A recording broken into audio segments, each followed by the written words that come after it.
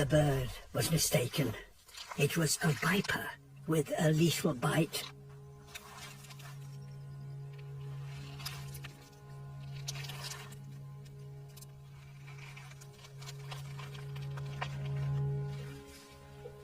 This species has only recently been discovered, and so far it has been found nowhere else but here.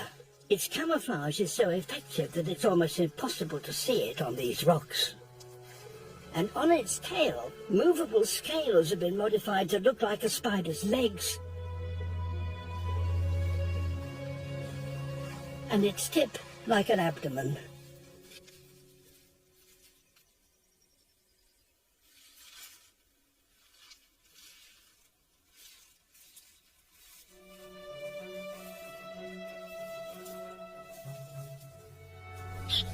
A shrike. It has flown here from Africa and hasn't fed for days.